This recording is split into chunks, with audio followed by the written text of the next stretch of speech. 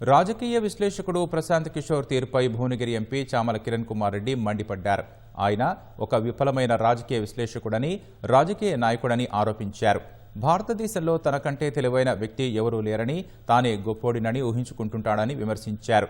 బీహార్లో జన సూరజ్ పార్టీని ఏర్పాటు చేసుకున్న ప్రశాంత్ కిషోర్ ప్రజలు ఆయన్ను ఒక నాయకుడిగా గుర్తించే పరిస్థితి లేకపోవడంతోనే బీహార్లో సెంటిమెంట్ను రాజేసేందుకు లేనిపోని ఆరోపణలు చేస్తున్నాడని కిరణ్ కుమార్ రెడ్డి విమర్శించారు.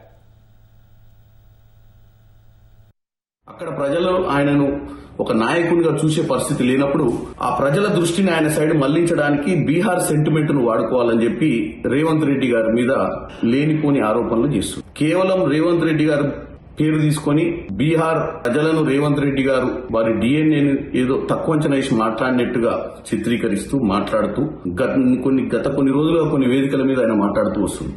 ఇది కేవలం ఆయన పార్టీ మనుగడ కోసం, బీహార్ ఎన్నికల కోసమే చేస్తుండు తప్ప ఈ ప్రశాంత్ కిషోర్ అనేట ఆయన ఆల్రెడీ ఒక ఫెయిల్డ్ పొలిటికల్ అనలిస్టు, ఇప్పుడు ఫెయిల్డ్ పొలిటీషియన్ కూడా.